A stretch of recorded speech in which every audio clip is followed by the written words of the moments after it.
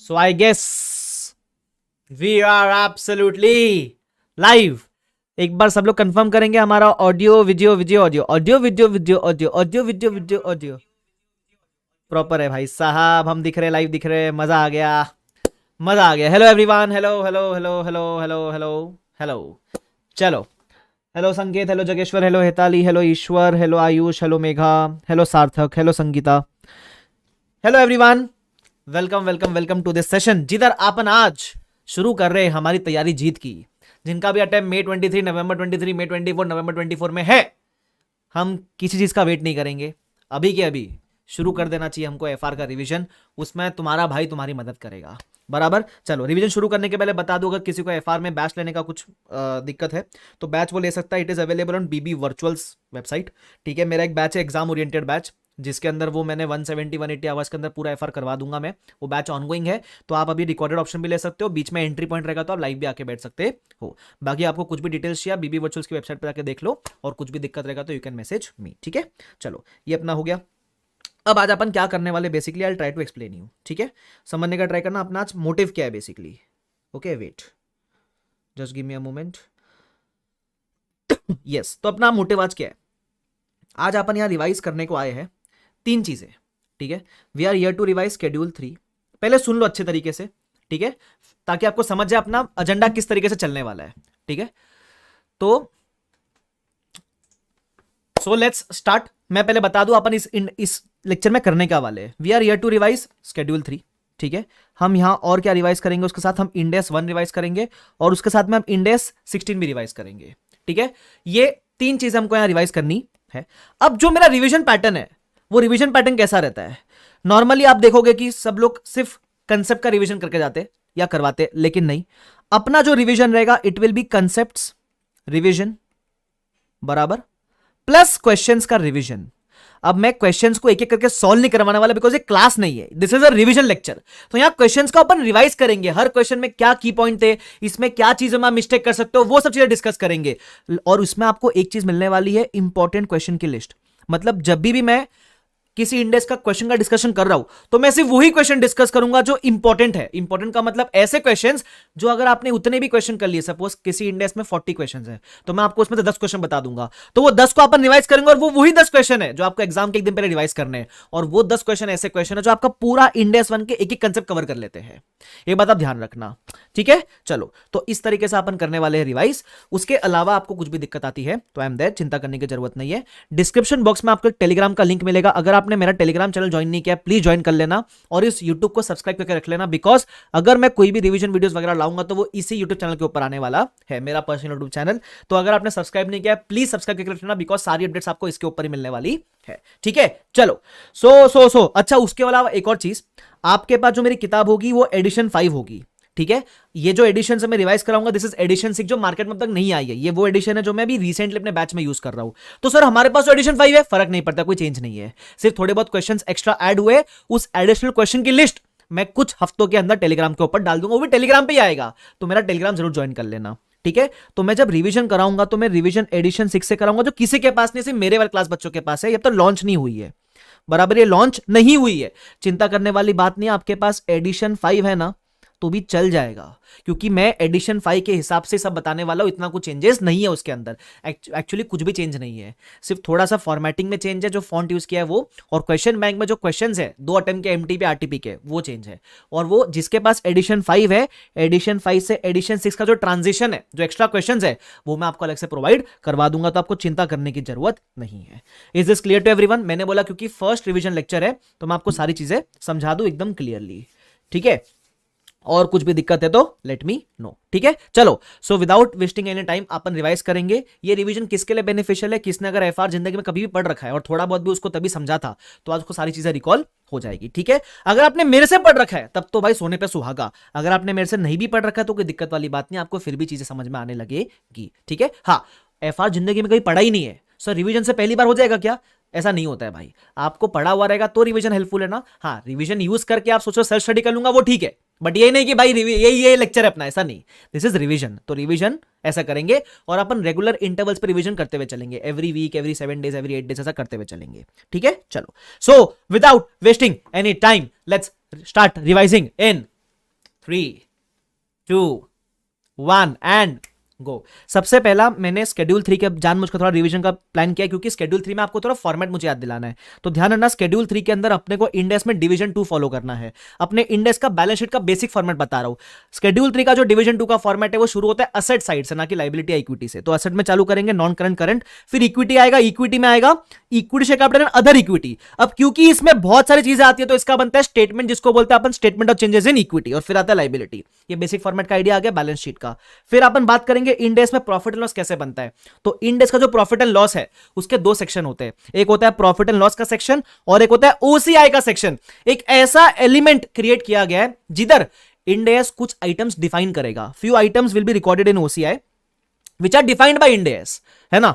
अब नॉर्मली ऐसा अपन माना जाता है कि कुछ अनरियलाइज आइटम्स है जो इसके अंदर आते हैं, बट इस दुनिया के सारे अनरियलाइज आइटम्स ओसीआई में नहीं आते हैं। जो इंड एस डिफाइन करेगा वो वाले आते हैं, और ये सिर्फ अपने लॉजिक के लिए आपने समझा था कि अनरियलाइज आइटम्स होते हैं इसलिए ओसीआई क्रिएट किया गया। रियल में ऐसा नहीं है, रियल में इंड एस ने डिफाइन किया वो जाना चाहिए ओसीआई के अंदर। तो इसका फॉर्मेट कुछ ऐसा बनता है, प्रॉफिट एंड लॉस है, पहले रेवेन्यू साइड आ गया, फिर एक्सपेंस साइड आ गया।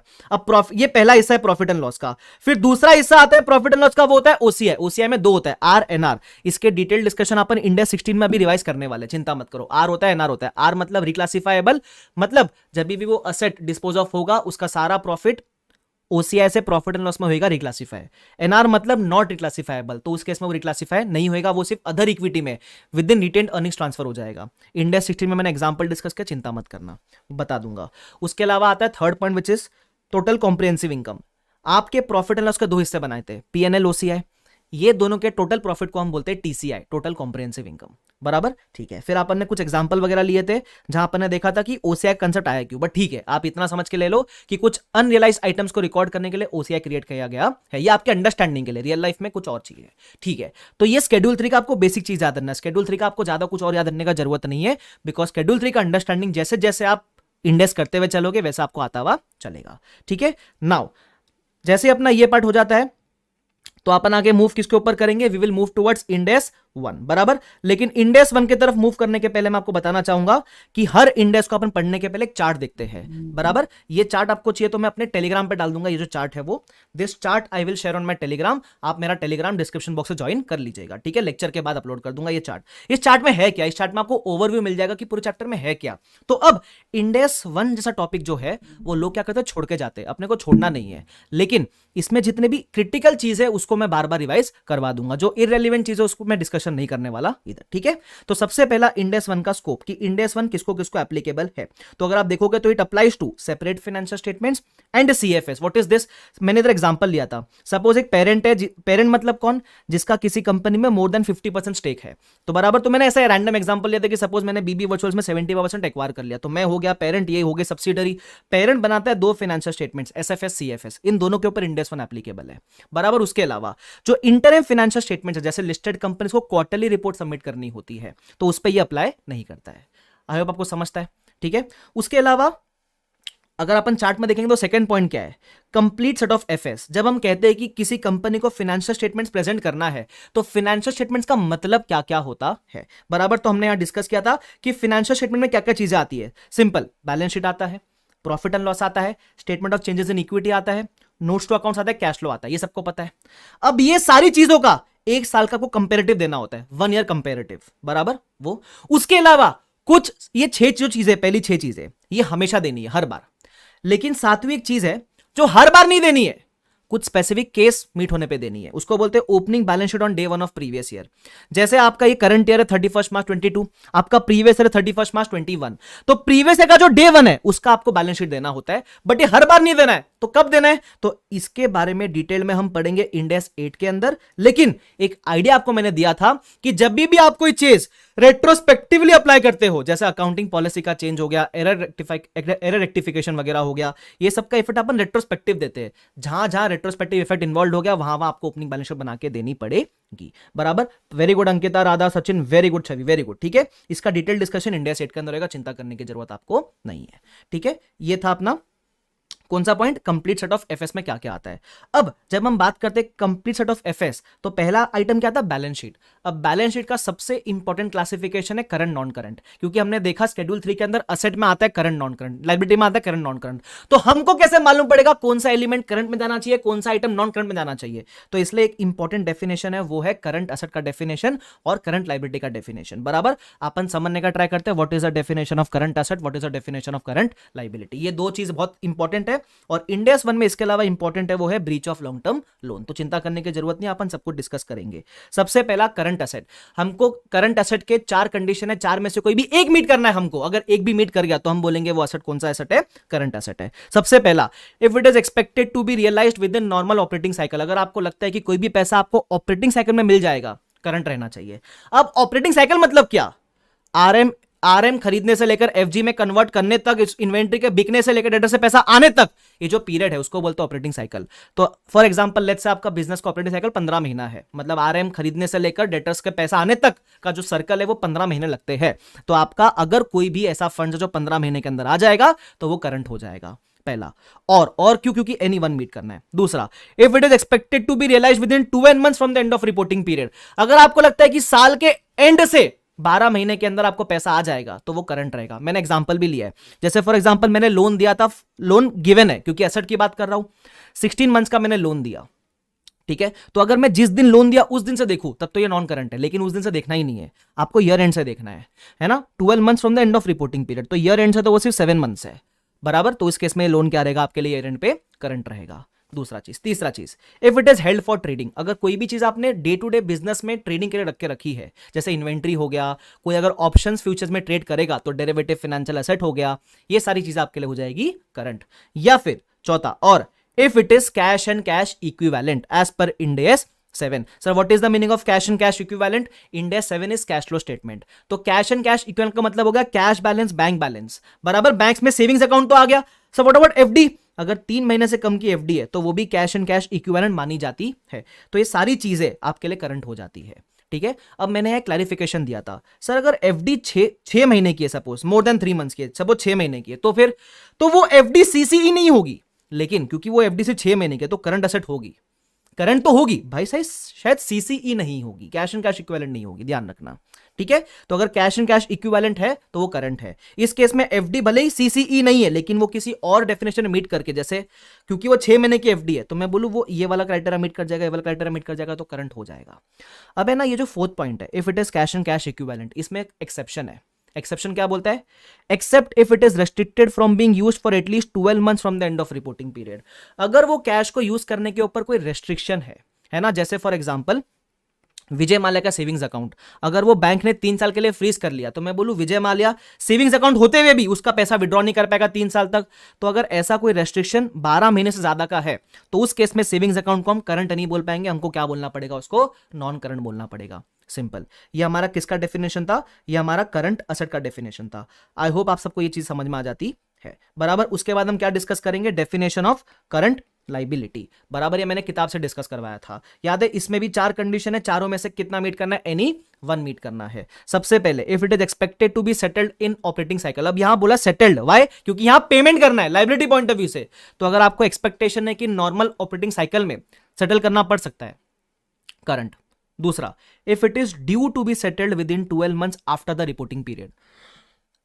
अब यार ध्यान देना, एक वर्ड क्या है, लाइबिलिटी में वर्ड यूज किया है ड्यू। मैंने इस चीज को समझाने के लिए नोटबुक में एक एग्जांपल लिखाया था आपको, वो एग्जांपल क्या था देख लो। फॉर एग्जांपल मैं इधर आदमी हूं, आकाश कंदोई, इसने लोन लिया किससे, चेतन से, तो मेरे लिए लाइबिलिटी हो गया, मेरे पॉइंट ऑफ व्यू से बात करते हैं। ये जो पेमेंट है लोन का, it is due with in 11 months. Due तो 11 महीने के अंदर है, लेकिन मेरी शक्ल देखो, आपको शक्ल देख के लगता है मैं पैसा दे दूंगा 11 महीने के अंदर, ना मुन्ना ना। तो एक एक्सपेक्टेशन है, जिसने लोन लिया उसका एक्सपेक्टेशन है कि मुझे पता है 11 महीने में पेमेंट करना है, लेकिन मुझे पता है मैं नहीं करूंगा 11 महीने में पेमेंट। आई एक्सपेक्ट कि मैं 2 साल के बाद ही पेमेंट करूंगा, क्योंकि मैं हूं, टाइम पे पैसा दूंगा नहीं मैं। तो अगर आपका एक्सपेक्टेशन है कि आपका एक्सपेक्टेशन है कि आप 11 महीने पैसा नहीं दोगे, आप 2 साल के बाद दोगे, तो लाइबिलिटी वाले केस में हमको एक्सपेक्टेशन देखना ही नहीं है। लाइबिलिटी वाले केस में हमको कहते हैं ना ड्यू कब था, तो मैं बोलूं ड्यू तो 11 महीने के अंदर ही था। तो अगर 11 महीने के अंदर ही ड्यू था तो हम तो इसको करंट मानेंगे, नॉन करंट नहीं मानेंगे। ये आपको चीज मैंने यहां लिखा के दी है। I hope this is clear to everyone, perfect, ठीक है। उसके बाद और क्या है, करंट लाइबिलिटी के अंदर, पहला पॉइंट समझ गया। दूसरा हो गया, तीसरा, if it is held for trading. Liability में हेल्ड फॉर ट्रेडिंग कहां से आया? अरे अगर आप ऑप्शंस फ्यूचर्स में ट्रेडिंग कर रहे हो और आप हार रहे हो तो आपके लिए वो डेरिवेटिव फाइनेंशियल लाइबिलिटी बन जाती है, तो वो भी आपके लिए करंट लाइबिलिटी हो सकता है। उसके अलावा चौथा point, if it does not have an unconditional right to defer the settlement, बराबर, फॉर एटलीस्ट 12 मंथ्स। सर इसका मतलब क्या है? नोटबुक में एग्जांपल दिखाता हूं, आपको इजीली समझेगा, जानबूझ के एग्जांपल से रिवाइज करा रहा हूं, सुनना। सपोज 2 आदमी थे, बराबर, किधर अपना यही आकाश और मयंक, ठीक है। लोन है ड्यू 11 महीने के अंदर, तो अगर अपन ड्यू देखेंगे तो ये तो करंट हो गया, ठीक है। लेकिन ये मयंक बहुत अच्छा आदमी है, बराबर, तो मयंक ने आकाश को पता है क्या बोला? सुनना आकाश, तेरे को चाहिए ना पैसा 2 साल के बाद देना। तो यार AK इज नॉट एक्सपेक्टिंग कि 2 साल के बाद पैसा देगा। AK के पास अनकंडीशनल राइट है। AK has an unconditional right to defer the payment for 2 years। अगर ऐसा डिफरमेंट का राइट है आकाश कंदोई के पास, if he has such option, defer करने का ऑप्शन है, तो उस केस में लोन नॉन करंट हो गया ना। लेकिन अगर ऐसा ऑप्शन नहीं होता, अगर ऐसा डिफर करने का ऑप्शन नहीं होता, तो लोन करंट ही होता ना, बराबर। तो बस वो भी यही बोल रहा है कि अगर ऐसा डिफर करने का ऑप्शन नहीं है, अगर ऐसा डिफर करने का ऑप्शन नहीं है तो लोन करंट ही रहेगा। ऐसा डिफर करने का ऑप्शन नहीं है तो लोन करंट ही रहेगा। लेकिन अगर ऐसा डिफर करने का ऑप्शन होता तो लोन नॉन करंट हो जाता, बस। तो ये एग्जांपल आपको समझ में आ जाएगा, ठीक है। I hope this is clear to everyone. ये 2 डेफिनेशन बहुत इंपॉर्टेंट है इंडेस 1 के अंदर। अगला और क्या चीज इंपॉर्टेंट है? अगला चीज जो इंपॉर्टेंट है वो है ये वाला point, breach of long term loan arrangement, बराबर। अब मैं आपको इसको एग्जांपल के थ्रू समझाने का ट्राई करता हूं, ये पार्ट भी ध्यान रखना। ब्रीच का मतलब क्या होता है? सपोज ये आकाश कंदो, इसने लोन लिया 500 करोड़ का, ठीक है। देना बैंक से लोन लिया, इस दिन पे लोन लिया, एक कंडीशन रखी। कंडीशन क्या रखी? कि भाई इस 15 मार्च 2023 तक प्रोमोटर को 500 करोड़ कंट्रीब्यूट करना पड़ेगा। अगर प्रोमोटर फेल हो गया तो the loan becomes repayable on demand, बराबर। इसको बोलते हैं कंडीशन, ब्रीच। अब अगर आपने ये पैसा नहीं लाया तो ब्रीच हो जाएगा, ठीक है। तो जब तक, अब अपने पास ड्यू डेट है ना, 15 मार्च तक का टाइम है, तो तब तक के लिए तो लोन कितने ईयर्स का है? 10 ईयर्स का है ना। तो अगर आप ब्रीच नहीं करते हो तब तक तो लोन नॉन करंट है। तो फर्स्ट डे पे तो ड्यू डेट आई नहीं है, जब तक ड्यू डेट नहीं आती है तब तक लोन नॉन करंट रहेगा, बराबर। अब आ गया कयामत का रात, 15 मार्च, प्रोमोटर ने डिफॉल्ट मार दिया। जैसे ही प्रोमोटर ने डिफॉल्ट मारा, loan has become repayable on demand, loan बन गया current, simple. Second case, promoter ने डिफॉल्ट मांगा, अगले ही दिन ग्रेस पीरियड मांगने चला गया। अगर डिफॉल्ट मारने के बाद आप ग्रेस पीरियड मांगते हो और वो एग्जैक्ट 12 मंथ्स या मोर देन 12 मंथ्स का मांगते हो, अगर आप डिफॉल्ट करने के बाद ग्रेस मांगते हो और अगर वो एग्जैक्ट 12 मंथ्स और मोर देन 12 मंथ्स का मांगते हो तो लोन नॉन करंट बन जाएगा वापस से। आगे, अगर डिफॉल्ट मारते हो और ग्रेस आप लेस देन 12 मंथ्स का लेते हो, लेस देन 12 मंथ्स का, तो लोन करंट ही रहेगा क्योंकि ग्रेस आपका लेस देन 12 मंथ्स का है। अब इसमें एक और केस है, सपोज आपने डिफॉल्ट मारने के पहले ही कंप्लायंस डेट एक्सटेंड करवा ली। जैसे अपना डिफॉल्ट कभी होता है 15 मार्च को, तो मैं 15 मार्च तक पहुंचने नहीं दिया, मैं 10 मार्च को भागा भागा गया और मैंने इसी दिन पे कंप्लायंस डेट क्या करवा ली? एक्सटेंड करवा ली। तो अगर आप ब्रीच होने के पहले ही कंप्लायंस डेट एक्सटेंड करवा लेते हो तो उस केस में the loan will retain its original classification, that is it will be non current only, बराबर। आपको इतना ध्यान रखना है। तो यही मैंने डिस्कस यहां किया हुआ है, ठीक है। ये चीज इधर हो गई, कहानी खत्म। अगर मैं इंडेस 1 के कंसेप्ट्स की बात करूं तो कंसेप्ट में आपको इतना पढ़ के निकल जाने का, बाकी आपको एक्स्ट्रा कुछ और पढ़ने का जरूरत नहीं है। I hope this is clear to everyone. अरे यस और नो? तो कंसेप्ट को आपने क्या कर दिया? सरक सरक सरक। अब पहले वो सरक सरक गाना गाने के पहले अपन क्वेश्चंस करेंगे, बराबर। अब जब मैं इंडेस 1 में कंसेप्ट में इतना ही काम का है, बाकी जो चीज है वो इतने रिलेवेंट नहीं है। आपके पास टाइम है तो पढ़ लेना, नहीं टाइम है एग्जाम पॉइंट ऑफ व्यू से इतना ही चीज बार बार रिवाइज करके जाना, ठीक है। अब क्वेश्चंस के अंदर अपन जब आएंगे तो मैं क्वेश्चंस में कैसे करने वाला आपको वापस से बता दूं। हम क्या करेंगे, जो भी इंपॉर्टेंट क्वेश्चंस है उसका ओवरव्यू लेने का ट्राई करेंगे, उसको रिवाइज करेंगे। नॉर्मली मतलब ऐसा मैं कह सकता हूं, एफआर में मेरे को पता है, मैं तो ऐसा करता हूं कि मैं क्वेश्चंस भी रिवाइज करवाता हूं। कंसेप्ट रिवाइज करने से काम सिर्फ नहीं बनता है, तो मैंने ये ट्रेंड चालू किया जहां अपन क्वेश्चंस भी रिवाइज करेंगे। चलो तो फटाफट से आ जाएंगे, जो भी इंपॉर्टेंट क्वेश्चंस है वही आपको देखते हुए चलने हैं, ठीक है। तो सबसे पहला एक है इलस्ट्रेशन नंबर 13, ठीक है। मैं आपको इसका सिर्फ ओवरव्यू देता हुआ चलूंगा।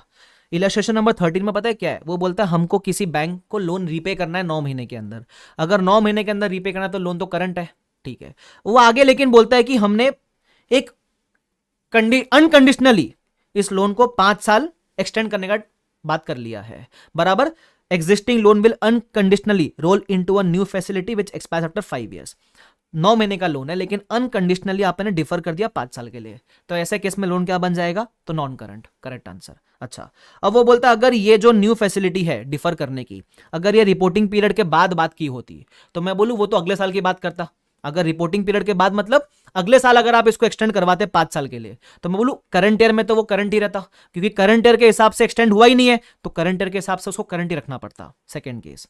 तीसरा केस, will the answer to a be different if the existing facility is from one bank and new facility from another bank. मतलब ये जो लोन है एग्जिस्टिंग बैंक से वो 9 महीने में ही देना है, ये जो 5 साल का लोन है किसी और बैंक से लिया, तो एग्जिस्टिंग लोन तो करंट ही रहेगा ना भाई, तो वो यही बोलता है will the answer to a be different, the answer is yes, current ही रहेगा एग्जिस्टिंग फैसिलिटी। उसके अलावा आगे, will the answer to a be different if the new facility is not yet tied up. ये कोई टाइप वगैरह नहीं किया है but has the potential to refinance the loan, सिर्फ सोच रहा है कि ऐसा कर सकता है, सोचने से काम नहीं बनता है, टाइप होना चाहिए, तो टाइप नहीं है तो लोन करंट ही रहेगा, कहानी खत्म।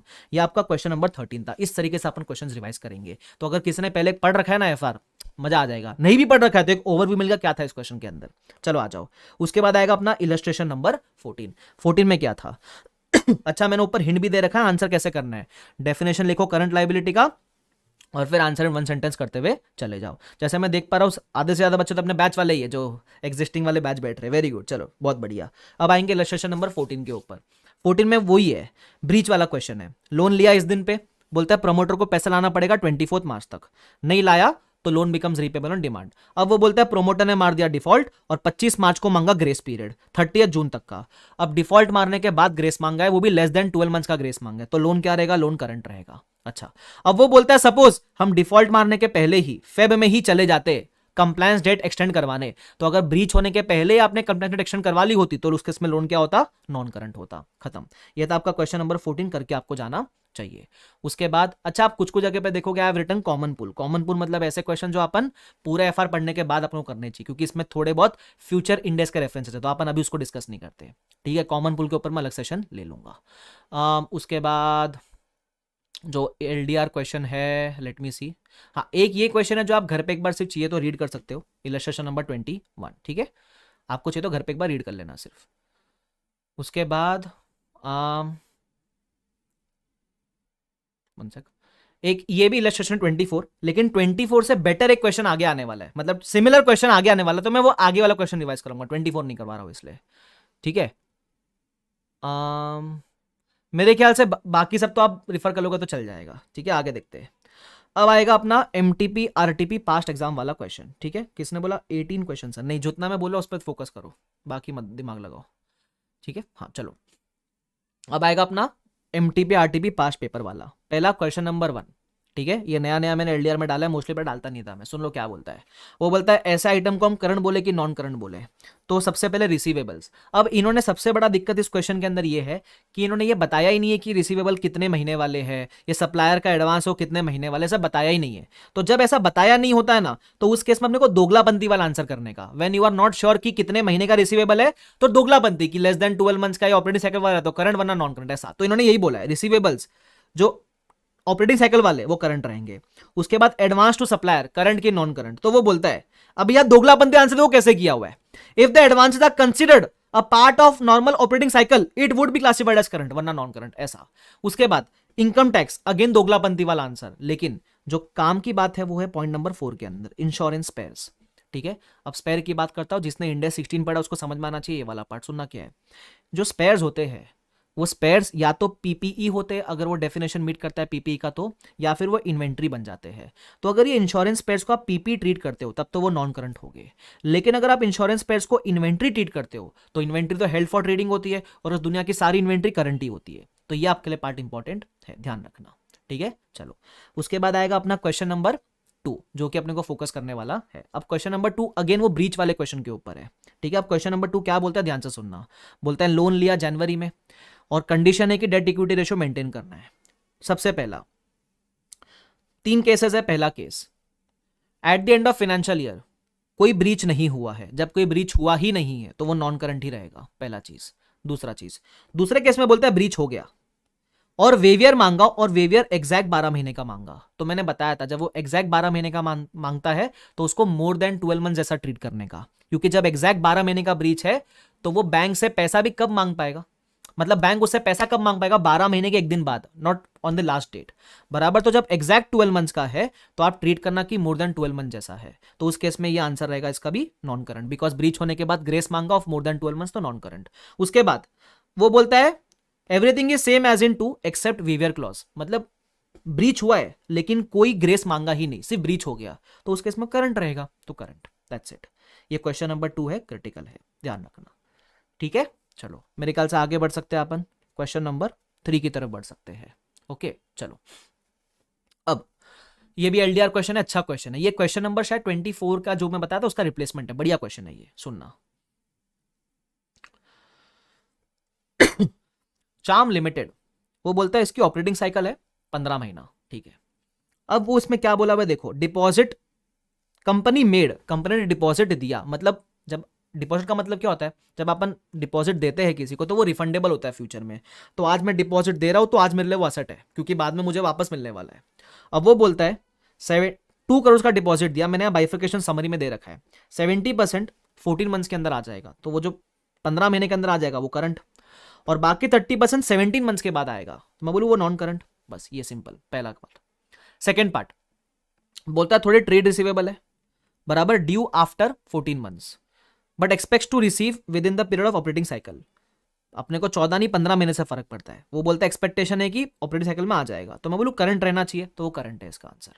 तीसरा, अब ये तीसरे वाले में मेरे ख्याल से आईसीआई का आंसर मुझे थोड़ा सा गलत लगता है, बट ठीक है जो भी है। वो बोलता है हमको डिपॉजिट मिला है 4 करोड़ का, अब डिपॉजिट कब रिफंडेबल है, वो बोलता है डिपॉजिट मिला है 4 करोड़ का, मिला है मतलब हमको बाद में रिफंड करना पड़ेगा, लाइबिलिटी वाला नेचर है ये, ठीक है। 3 crore is receive from X and 1 is receive from Y, ऐसा 4 करोड़ रुपया मिला, 3 किसी और से 1 किसी और से। अब वो बोलता है कि जो एक्स वाला है उस पर अपने को कोई डाउट ही नहीं है कि रिफंड करना पड़ेगा, ये रिफंड करना अपने को 18 महीने के बाद, बराबर। तो जब 18 महीने के बाद रिफंड करने का है इसको, तब तो ये नॉन करंट होना चाहिए। ये जो 1 CR है इसमें डाउट है, तो शायद ये करंट हो सकता है, डाउट है मतलब क्या कि इसको जल्दी रिफंड करना पड़ सकता है, बट मैं बोलूं ड्यू तो नहीं है ना, ड्यू कब है, ये ड्यू है आफ्टर 18 मंथ्स, तो जब ड्यू आफ्टर 18 मंथ्स होता है तो वो नॉन करंट होना चाहिए। लेकिन आईसीआई ने पता है क्या आंसर किया है, आईसीआई ने इसके लिए आंसर किया है कि इट इज पॉसिबल कि अपने को ये कॉन्ट्रैक्ट कैंसिलेशन पे जल्दी भरना पड़ सकता है, तो आईसीआई ने बोला है पूरा का पूरा करंट ट्रीट होना चाहिए, जो कि मेरे को सही नहीं लगता है पर्सनली, बराबर। अब लेकिन एग्जाम में आपको आईसीआई वाला आंसर ही फॉलो करना है, ये चीज आपने क्लास में भी डिस्कस करी थी, ठीक है। अब आता है इंपॉर्टेंट पार्ट, फोर्थ वाला पॉइंट, फोर्थ वाला पॉइंट भी जबरदस्त है। बोलता है अपन ने 1 करोड़ एडवांस दे रखा है किसी को मशीनरी के परचेज के लिए, जब आप पीपी के परचेज के लिए एडवांस देते हो, ऐसे एडवांस को बोलते हैं हम कैपिटल एडवांस। कैपिटल एडवांस हमेशा नॉन करंट होता है, तुम समझ रहे हो क्या। उसके अलावा एक और अपन ने 0.5 करोड़ का पेमेंट अपने को आने वाला है 10 मंथ्स के अंदर, ये कैपिटल एडवांस नहीं है, ये तो मशीनरी बेच के जो पैसा आने वाला है वो, तो ये 10 महीने के अंदर आ जाएगा, तो ये आपके लिए करंट रहेगा, ये आपके लिए क्या रहेगा 10 महीने वाला करंट। बाकी जो कैपिटल एडवांस है वो एडवांस कितने भी महीने का हो, 6 महीने का हो, 2 महीने का, 1 महीने का, कैपिटल एडवांस हमेशा नॉन करंट, ध्यान रखना, बराबर क्या, ठीक है। ये क्वेश्चन जिसके पास एडिशन 5 है उसके पास होगा, जिसके पास एडिशन 4 है फिर उसको एडिशनल क्वेश्चन की शीट देखनी पड़ेगी किधर, ठीक है, ध्यान रखना, ओके। उसके अलावा लेट मी सी, ठीक है। तो अगर मैं इंडेस 1 की बात करूं तो इंडेस 1 इज गो, गोवा, गॉन, और अपनी आदत होनी चाहिए एक कि जैसे ही अपन ने एक इंडेक्स खत्म किया तो अपन वो वाला गाना गाएंगे, कौन सा पता है क्या, सुनो ना, सर से मुरी चुनरी जाए, सरक सरक सरक, ये तो भाई साहब सरका दिया इंडेक्स 1 को। ध्यान रखना, अगेन किसी को ऐसा लगा ना सर आपने तो क्या फटाफट रिपीट कर दिया, भाई रिवीजन था, रिवीजन, ठीक है, तो उसके लिए मेरे को माफ कर देना, किसी दिन डिटेल्ड लेक्चर लूंगा तो डिटेल में समझा दूंगा, ठीक है। चलो तो ये अपना हो गया index 1।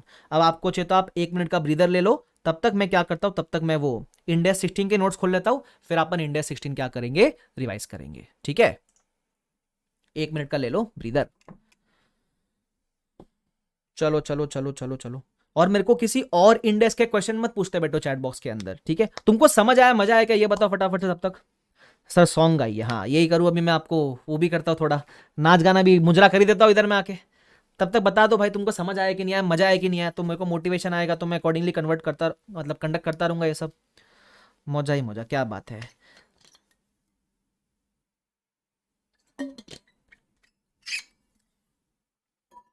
Okay Prem Kumar, okay आदेश, सही है मेघा, ठीक है। ओके उज्जवल, ठीक है ठीक है ठीक है ठीक है, बहुत बढ़िया बहुत बढ़िया। अच्छा, आपको अगर लेक्चर पसंद आया ना, तो एक चीज़ मेरे लिए ज़रूर करना। अगर आप रिकॉर्डेड देख रहे हो तो प्लीज़ कमेंट करके ज़रूर जाना, और अगर आप लाइव देख रहे हो तो जब लेक्चर रिकॉर्डेड मोड में अवेलेबल हो जाएगा, प्लीज़ आके नीचे कमेंट ज़रूर कर देना।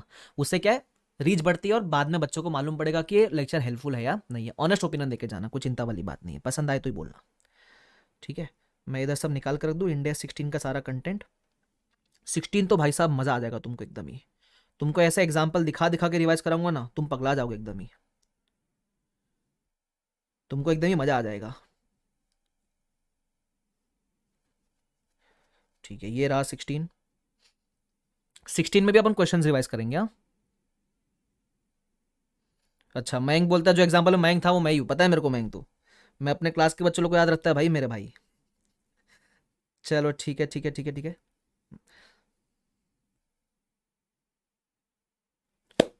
क्लियर है, ठीक है। सो देर किस बात की है भाइयों बहनों, सुनो ना, कर देते शुरू। हाँ, कर दे क्या? हाँ, पक्का? प्रॉमिस? रुको, इंडेस 16, ये रहा, देखो देखो वो आ गया, आ गया। चलो मजा आ जाएगा। ओके, सुस्मित कहते looking, thank you so much. चलो शुरू कर देते हैं इंडेस 16। इसका भी मैं चार्ट यूट्यूब अपने टेलीग्राम पे डाल दूंगा, टेलीग्राम जरूर ज्वाइन कर लेना, ठीक है। ये चार्ट्स वगैरह मैं टेलीग्राम पे आपके लिए डाल दूंगा हर एक इंडेस का, तो आपको चार्ट से ओवरव्यू आता है ना कि क्या था इस इंडेस के अंदर, इसलिए। So we are going to start in 3 2। पक्का चालू कर दूं क्या? चालू करेगा पक्का? पक्का चालू कर दूं इंडिया 16 का रिवीजन भी? Okay, so we are going to start in 3 2 1 and go. सबसे पहला नंबर कौन सा था? इंडेस 16, नाम प्रॉपर्टी प्लांट एंड इक्विपमेंट। अगर आप देखोगे टोटल 13 पॉइंट्स डिस्कस करने वाले। पहला पॉइंट है definition. Definition of what? Definition of property plant and equipment, बराबर। उसमें बोलता है तीन चीज, tangible item, held for use in production supply, या फिर रेंटल टू अदर्स, या फिर for admin purpose, and it should be expected to be use for more than 1 period. अगर ये है तो वो पीपी है। अच्छा, पीपी के अंदर एक और डेफिनेशन डिस्कस करता है, वो है बेरर प्लांट का डेफिनेशन। अब बेरर प्लांट को समझाने के लिए मैंने आपको थोड़ा डिटेल डिस्कशन दिया था कि बेरर प्लांट का इजाद किधर से होता है, बायोलॉजिकल एसेट से आता है। तो बायोलॉजिकल एसेट के बारे में 41 के अंदर बात करेंगे। उसका मतलब होता है लिविंग प्लांट्स या फिर एनिमल्स, बराबर। अपने माँ बाप के लिए अपन क्या होते हैं? एनिमल्स। तो living plants, animals. Living plants के दो बाइफर्केशन होते हैं, बेरर, नॉन बेरर। ऐसा प्लांट जिसका लाइफ मोर देन 1 ईयर है उसको बोलते हैं बेरर प्लांट। अब बेरर प्लांट, क्योंकि आपको सपोज एग्जांपल बेरर प्लांट का मैंगो ट्री, जैसे मैंगो से क्या मिलता है? मैंगोस। मैंगो ट्री से क्या मिलता है? मैंगोस। तो मैं बोलूं ये मैंगो ट्री से आपको मैंगोस 1 साल से ज्यादा तक मिलने वाला है। तो फार्मर के लिए ये एक मशीन की तरह हो गया ना जो मैंगो ट्री है, क्योंकि जैसे मशीन कैसे बहुत साल तक आउटपुट देती है, वैसे ये मैंगो ट्री भी फार्मर को बहुत साल तक आउटपुट देने वाला है। तो इसलिए बेरर प्लांट हम इंडिया 16 में कवर करते हैं। तो बेरर प्लांट का फॉर्मल डेफिनेशन क्या है? It is living plant use in the production of supply of agriculture produce. Mango tree से जो मैंगो निकलता है उस मैंगो को बोलता है agriculture produce. Expected to bear produce for more than 1 period and has a remote likelihood of being sold. आप mango tree को नहीं बेचने वाले, आप मैंगोस को बेच सकते हो, but you are not willing to sell mango tree, ध्यान रखना। उसके बाद आएगा अपना second point, that is recognition criteria. दो है, FEBs and cost can be measured reliably. फिर कुछ गाइडेंस देता है वो, guidance on the following item, जिसको पीपी बोले या ना बोले। सबसे पहला, spare part, standby equipment, servicing equipment. ऐसे आइटम्स को हम पीपी बोलेंगे अगर डेफिनेशन मीट करता है, अगर नहीं मीट करता है तो इन्वेंटरी बोलेंगे, है ना। एग्जाम पॉइंट ऑफ व्यू से आप भी दोगलाबंदी आंसर करके आने का।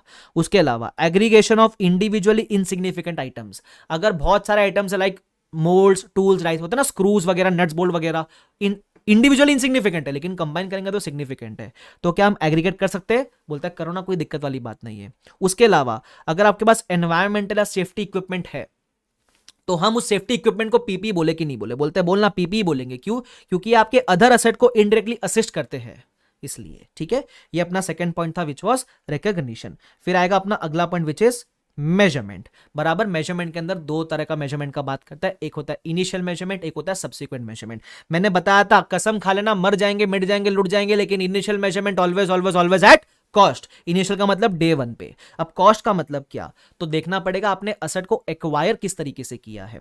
अगर आपने असेट को एक्वायर परचेज करके किया है, मार्केट से खरीदा है, तो उस केस में क्या क्या आपकी कॉस्ट में आएगा? तो there will be purchase price, less trade discount rebates, add non refundable taxes, add all the directly attributable expenses. अब इसमें एक इंपॉर्टेंट खर्चा है, वो है कॉस्ट ऑफ टेस्टिंग। टेस्टिंग का खर्चा भी आप कैपिटलाइज करोगे, ठीक है। मैंने एग्जांपल दिया, जैसे मेट्रो की टेस्टिंग हो रही थी तो कैपिटलाइज करोगे उसका खर्चा, लेकिन कभी कभी टेस्टिंग करते समय आपको कुछ टेस्टिंग के समय इनकम जनरेट हो जाती है, तो उस केस में आप नेट कॉस्ट कैपिटलाइज करोगे। अब इसको लेकर एक अमेंडमेंट है जो पिछला टाइम के आरटीपी के अंदर आया था, बराबर। अगर आपकी किताब में लिखा नहीं है तो आप बाद में इसको कॉपी कर लेना वीडियो रिवाइंड करके। अमेंडमेंट क्या है?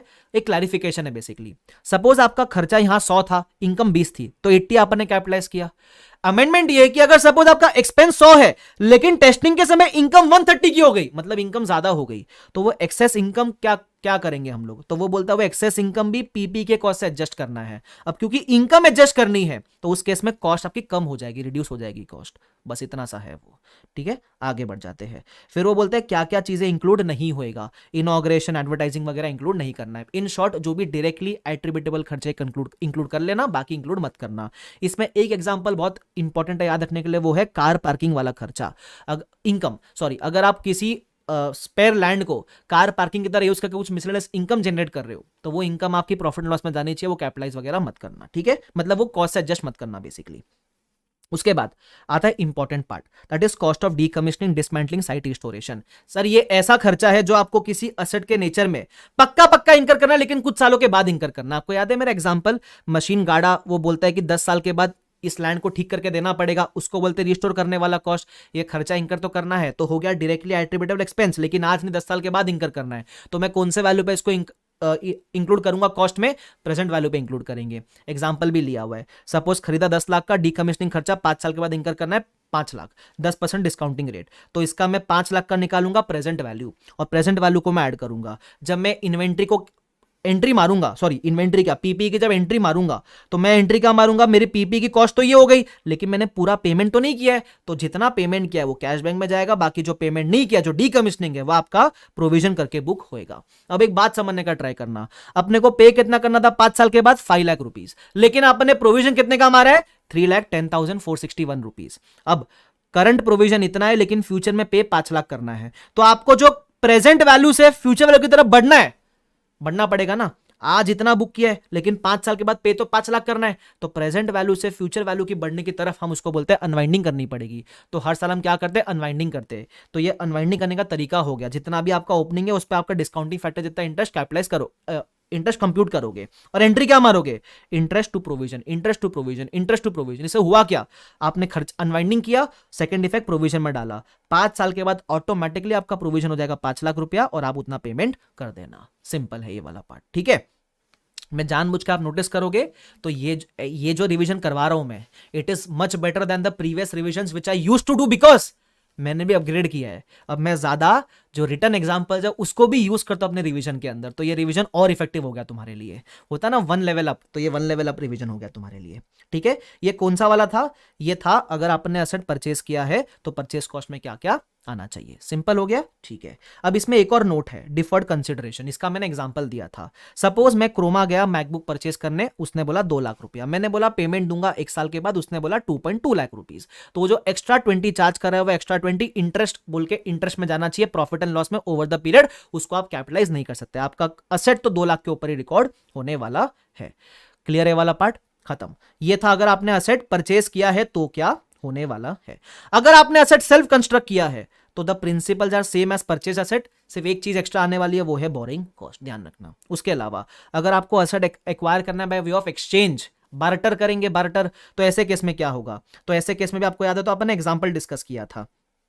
एक्सचेंज वाले केस में मैंने एग्जांपल ले लेते हैं अपन, सपोज एके लिमिटेड असेट एक्वायर्ड है ना, इनकमिंग असेट आईफोन 14 है और गिवन अप में कैलकुलेटर दे रहा है, वैसा रैंडम एग्जांपल अपन ने लिया था, बराबर। तो ऐसे केस में इसको बोलते हैं asset acquired by way of exchange. Entry क्या मारेंगे? आईफोन आ रहा है तो आईफोन डेबिट, कैलकुलेटर जा रहा है तो क्रेडिट। बाहर जाने वाली चीज जिंदगी में कैरिंग ऑन पे बाहर जाती है, बराबर। तो ये इनकमिंग असेट को मैं कौन से वैल्यू पे रिकॉर्ड करूंगा? ये इनकमिंग असेट को रिकॉर्ड करने के लिए तुम्हारे पास 3 प्रेफरेंस है। पहला प्रेफरेंस है fair value of asset given plus cash paid if any. Second preference is fair value of asset acquired, अगर दोनों ही नहीं है तो carrying amount of asset given plus cash paid if any. ये एज पर आईसीआई है, मैंने आपको बताया भी था, ठीक है। बेयर एक्ट में ऐसा नहीं है, बेयर एक्ट में ये है fair value of given up या acquired whichever is more clearly evident, but छोड़ दो बेयर एक्ट। आईसीआई क्या बोलता है? 3 प्रेफरेंस है, ठीक है, कैश पेड कंसिडर करना मत भूलना। कभी कभी क्या होता है, जैसे यहां मैंने दिया हुआ भी है, आईफोन लिया, बदले में कैलकुलेटर दिया और कैश भी आपने पे किया, तो कैलकुलेटर बाहर, कैश बाहर, बराबर। और जब आप आईफोन को रिकॉर्ड करोगे तो it will be fair value of asset given up, that is this fair value given up plus cash paid. ये भी क्योंकि आइडियली कैश भी तो गिवन अप ही है ना आपके लिए, आप भूलोगे ना वो गिवन अप वाला कैश पेड, इसलिए मैंने अलग से स्पेसिफिकली लिखाया है। अगर आपने कैलकुलेटर के साथ कैश भी दिया होगा तो वो इंप्लाइड है कि वो आना चाहिए, ठीक है, ध्यान रखना। अब इसमें एक्सचेंज में एक और चीज थी, कभी कभी क्या होता है, ट्रांजैक्शन लैक्स कमर्शियल सब्सटेंस, जब आप सेम नेचर सेम कैरेक्टरिस्टिक का एसेट एक्सचेंज करते हो, तो ऐसे केस में जैसे मैंने ब्लैक फरारी और रेड फरारी एक्सचेंज करी, तो ऐसे केस में जो इनकमिंग असेट है उसको रिकॉर्ड करने के लिए 3 नहीं एक ही प्रेफरेंस है, और वो है carrying amount of asset given up. Why only one preference? Because वो चाहते हैं, क्योंकि ट्रांजैक्शन में कोई सब्सटेंस ही नहीं है तो कोई प्रॉफिट बुकिंग अवॉइडेड है इधर, तो क्योंकि प्रॉफिट बुकिंग नहीं करवानी है तो जिस वैल्यू पे बाहर जा रहा है असेट उसी वैल्यू पे आने वाला असेट भी रिकॉर्ड करना है। दैट्स इट, कहानी खत्म। ये था एक्सचेंज वाला पार्ट। आई होप आप सबको समझता है ये वाला पार्ट।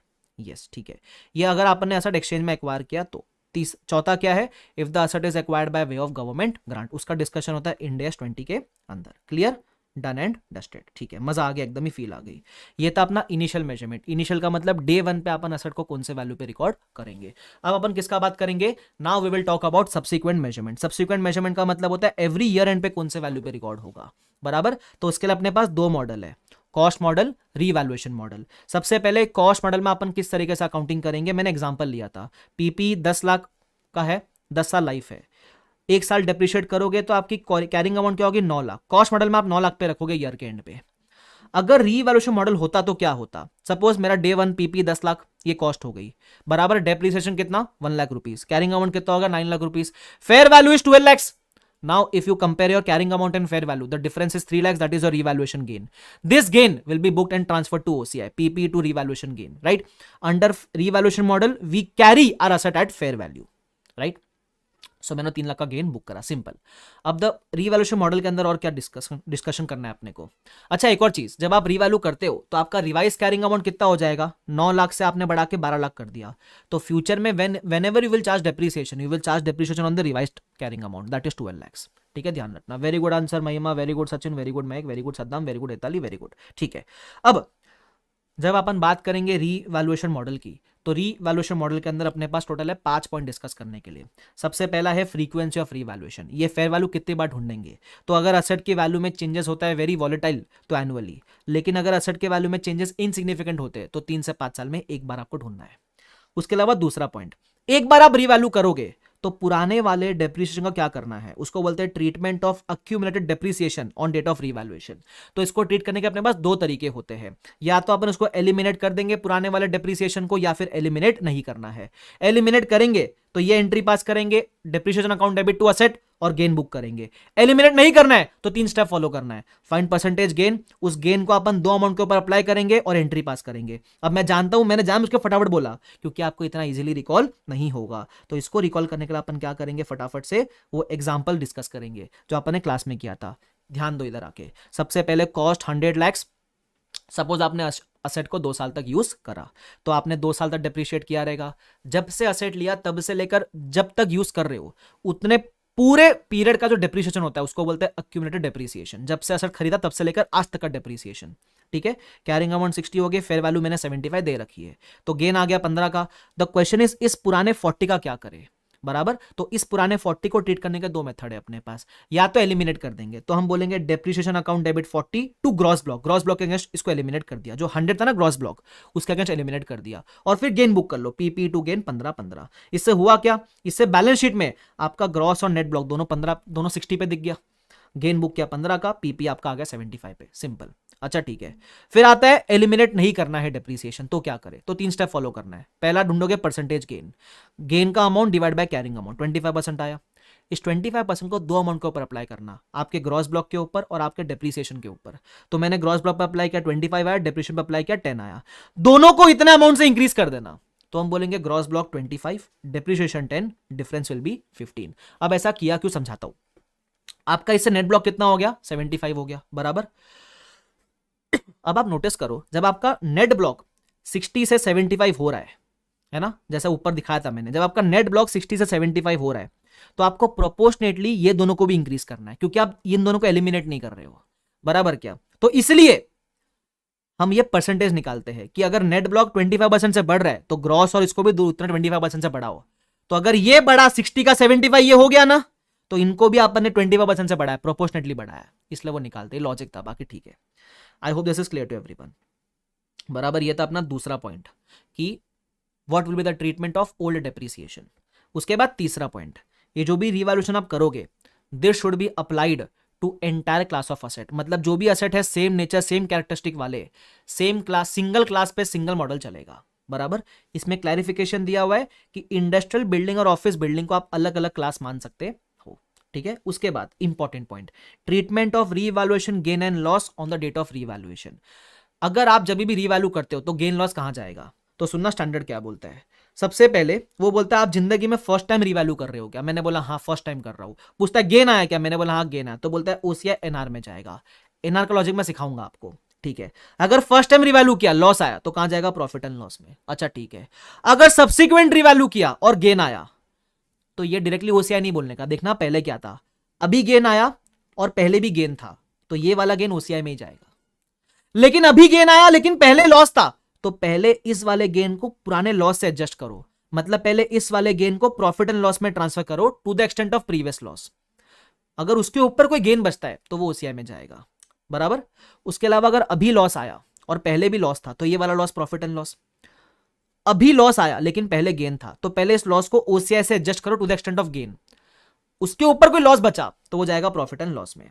तो अगर आपको याद रहेगा तो आपने इसके लिए काफी सारे एग्जांपल्स भी कहता है, शो इट टू यू, दिखाता हूं, रुको। ये देखो, जैसे मैं आपको दिखाता हूं, एग्जांपल दे रहा हूं। जैसे फॉर एग्जांपल मैंने फर्स्ट टाइम रिवैल्यू किया, ठीक है, और मेरे को गेन आ गया 70 का, सब्सिक्वेंट में भी 20 का गेन आ गया, तो ये गेन ओसीआई में जाएगा। अच्छा, थोड़ा कॉम्प्लिकेट करते हैं। सपोज अभी लॉस आया 100 का तो प्रॉफिट एंड लॉस में चला गया फर्स्ट टाइम, बाद में मुझे गेन आया 130 का, तो पहले क्या था, पहले लॉस था, तो इस 130 में से पहले जितना loss upon profit and loss में एडजस्ट करेंगे, मतलब पहले ये 100 का गेन प्रॉफिट एंड लॉस में जाएगा, जो बैलेंस गेन है वो ओसीआई में जाएगा। ऐसा, आई होप सबको समझता है ये वाला पार्ट, ठीक है। एग्जांपल से अपने क्लियर हो जाता है।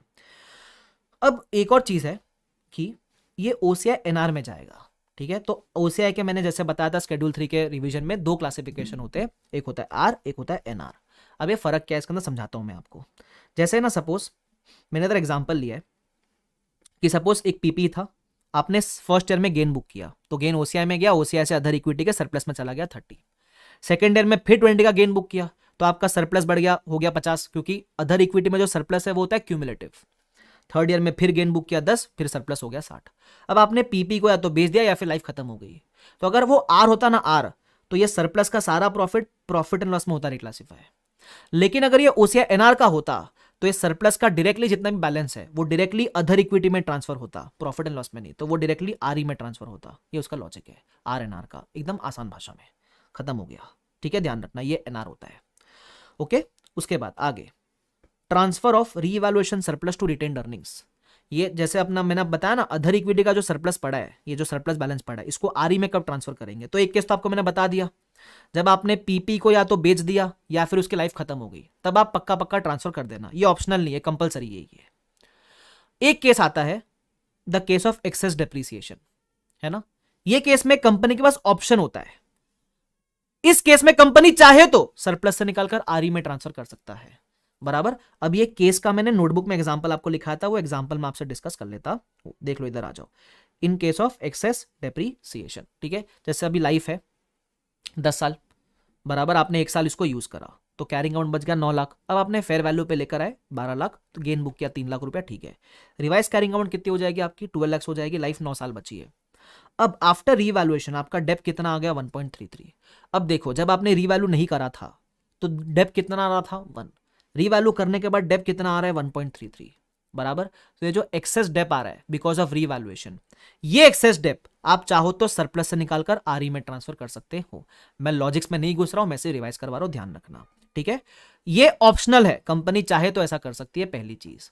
दूसरी चीज, आप ये ऑप्शन चूज करो या ना करो, प्रॉफिट एंड लॉस में डेप्रिसिएशन तो 1.33 ही बुक होगा हर साल, 1 मत बुक करना बेवकूफों की तरह। सबको समझ गया ये वाला पार्ट, यस, चलो ठीक है। तो ये हो गया डन, क्लियर है क्या, मजा आ गया एकदम ही। ये था अपना तीसरा पॉइंट विच वॉज मेजरमेंट वाला क्राइटेरिया, तो मेजरमेंट खत्म हो गया अपना। उसके बाद अपना क्या आने वाला है, उसके बाद अपना आने वाला है कंपोनेंट अकाउंटिंग। ठीक है ना, what is the meaning of component accounting? तो मैंने आपको इसका एग्जांपल दिया था कि सपोज मेरे पास एक मेजर प्लेन है, तो प्लेन की लाइफ सपोज 10 ईयर्स है, बट प्लेन का जो इंजन है उसकी लाइफ सिर्फ 5 ईयर्स है।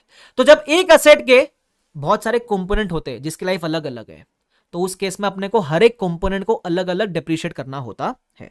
तो इसको भी अपन एग्जांपल से समझने का ट्राई करते हैं। जैसे फॉर एग्जांपल मेरे पास एक जेट था जिसका लाइफ 10 ईयर्स था। ठीक है, अब उसके इंजन का लाइफ सिर्फ 5 ईयर्स है, बाकी बॉडी का लाइफ 10 ईयर्स है। तो मुझे क्या करना पड़ेगा, इंजन का वैल्यू निकालकर उसको अलग से डिप्रिशिएट करना पड़ेगा, बराबर, और बॉडी का वैल्यू निकालकर उसको अलग से डिप्रिशिएट करना पड़ेगा। तो ये मेरे इंजन का कॉस्ट, ये मेरे बॉडी का कॉस्ट। तो इस इंजन का क्योंकि लाइफ 5 साल है तो मैं उसको डिप्रिशिएट करूंगा ओनली फॉर 5 ईयर्स, और इस बॉडी का लाइफ 10 ईयर्स है तो मैं इसको डिप्रिशिएट करूंगा एज लाइफ 10 ईयर्स। तो ऐसा डिप्रिशिएट किया, वैल्यू निकाला। जब बैलेंस शीट में दिखाओगे तो इसको अलग अलग मत दिखाना, इंजन बॉडी ये साथ में दिखेगा प्राइवेट जेट के नाम से, बट इसकी वैल्यू निकालने के लिए डिप्रिशिएट आप अलग अलग करते हो। समझता है ये वाला पार्ट? परफेक्ट, ठीक है।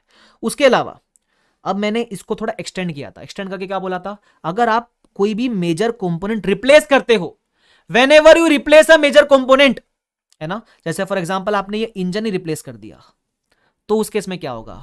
तो मैंने इधर एग्जांपल लिया था कि सपोज आपने नया इंजन रिप्लेस कर दिया, 24 लाख का नया इंजन लगाया, तो उस केस में आपका जो जेट का कैरिंग अमाउंट है उसमें नया वाला इंजन का वैल्यू तो ऐड हो जाएगा, लेकिन जो पुराने वाले इंजन का कैरिंग अमाउंट है 16 लाख, वो पुराने वाले इंजन का कैरिंग अमाउंट को क्या करना पड़ेगा, माइनस करना पड़ेगा। तो ये आपको मिलेगी रिवाइज कैरिंग अमाउंट। फिर आप accordingly you will depreciate the two parts. जो नया इंजन लाइफ 6 ईयर्स है यू विल डिप्रिशिएट, बॉडी का लाइफ ऐसा, बराबर क्या? अच्छा, मैंने इधर थोड़ा डिटेल में जाके एंट्री भी समझाई थी कि जब आप नया इंजन लगाते हो तो नए इंजन की एंट्री क्या मारते हो, PP2 कैश बैंक। और क्योंकि पुराना इंजन स्क्रैप हो चुका है, अज्यूमिंग स्क्रैप वैल्यू नील है, तो आपके लिए पूरा नुकसान हो गया, वो तो सीधा प्रॉफिट लॉस में आता है वो सारा का सारा नुकसान, बराबर, वो डीप में होगा थोड़ा। बट अब अगर मैं कंपोनेंट अकाउंटिंग वापस से रिवाइज करवाऊं तो क्या बोलता है, सिग्निफिकेंट पार्ट ऑफ पीपी अलग अलग डिप्रिशिएट करने का। अच्छा, अगर सिग्निफिकेंट पार्ट्स का लाइफ सेम होता तो प्रॉब्लम ही नहीं थी, तो साथ में डिप्रिशिएट कर देते। अगर आप कोई पार्ट रिप्लेस करते हो तो पुराना कैरिंग वैल्यू माइनस करने का, नया कैरिंग वैल्यू ऐड करने का। यहां तक क्लियर है सबको? अरे यस और नो? Yes, perfect. चलो मैं 1 मिनट सांस ले लूँ, क्या थोड़ा पानी वानी पी लो, एक से पी लो सर, पी लेता हूं।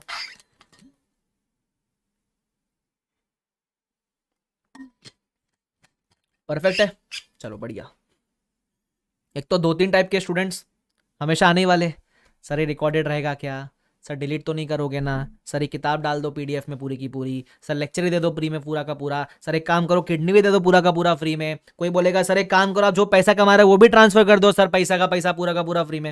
ये सब गाने मत गाओ भाई मेरे सामने, लेक्चर ये यूट्यूब पे रहने वाला है, बाकी सब चीज़ें इंप्लाइड है यार। हाँ, होता है कभी कभी, चालू जाते।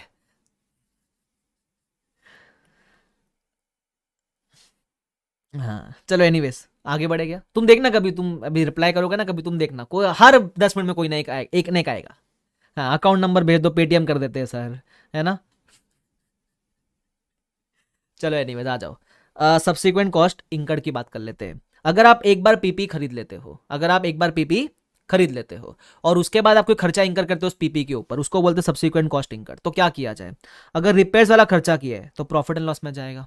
अगर कोई पार्ट रिप्लेस किया है, जैसे अभी आपने जस्ट देखा इंजन रिप्लेस कर दिया, तो we will apply component accounting, नया वाला वैल्यू ऐड, पुराना वाला वैल्यू माइनस। इंपॉर्टेंट पार्ट ये वाला है, मेजर इंस्पेक्शन एंड ओवरहॉल।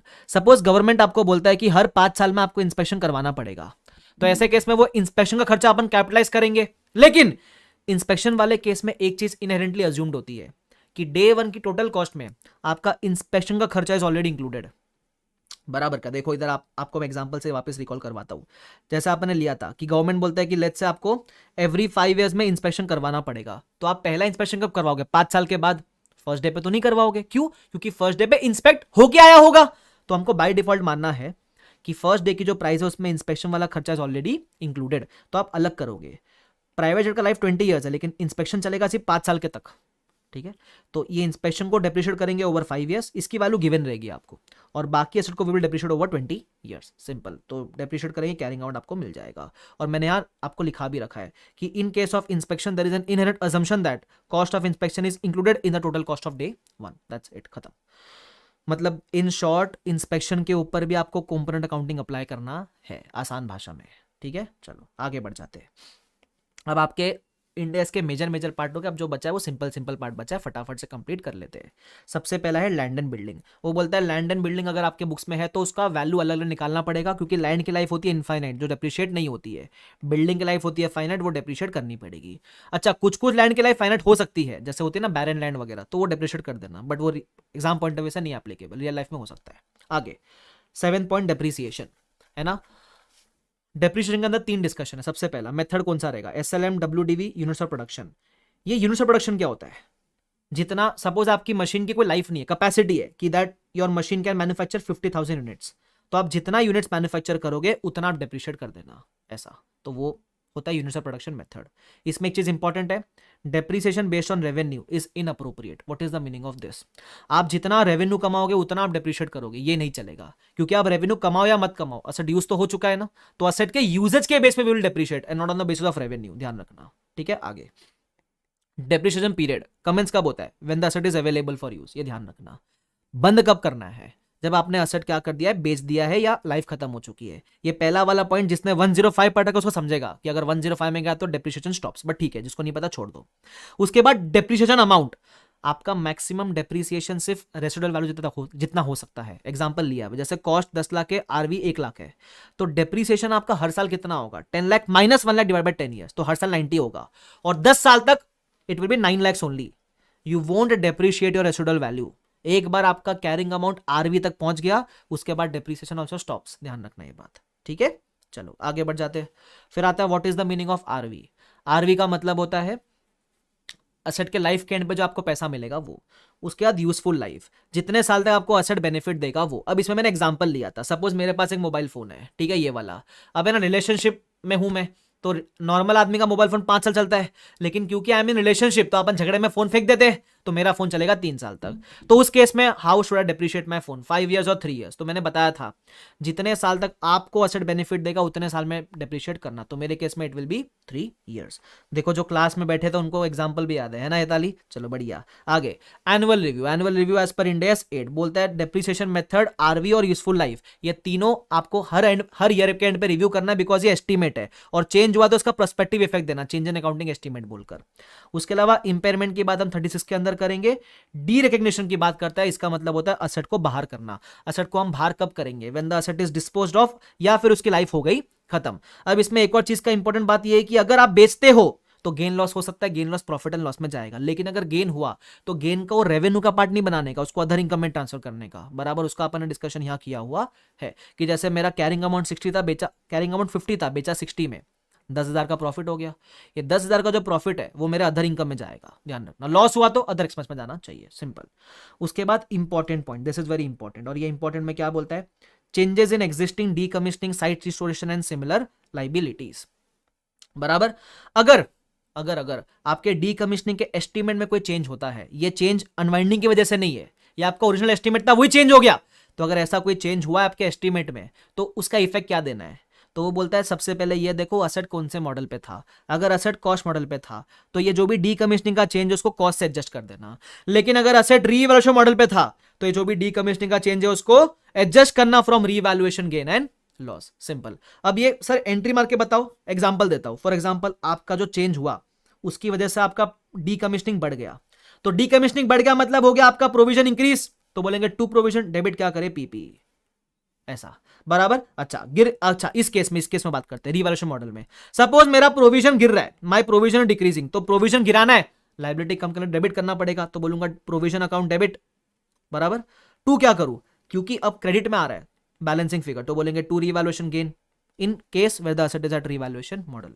अच्छा ये गेन कहां जाएगा, तो देखना पड़ेगा पहले क्या था, अभी गेन और पहले भी गेन, तो ये वाला गेन ओसीआई है, अभी गेन तो पहले लॉस, तो ये वाला gain to the extent of previous loss, profit and loss balance if any OCI, ऐसा करके, बराबर, ठीक है। चलो तो आई होप आपको समझ जाता है। इसी के साथ अपना 16 के सारे कंसेप्ट क्या हो जाते, गोवा गॉन, बराबर। अगेन आपको बता दूं मैं, रिवाइज कर रहे हैं, रिवाइज, बराबर, तो अंडरस्टैंड मत करना है सब चीजों को, डन।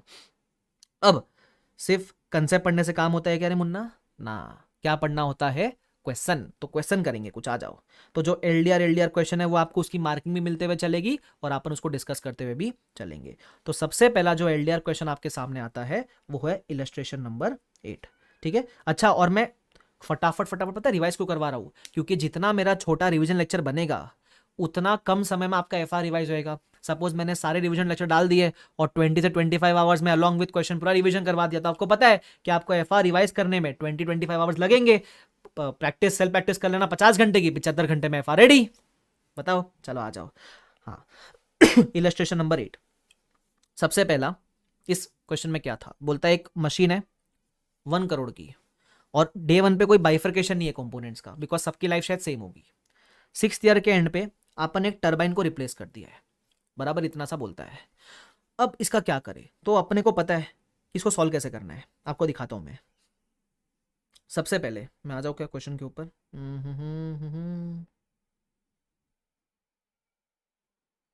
मेरे को क्वेश्चन ढूंढना पड़ेगा, वो एक अलग चीज है।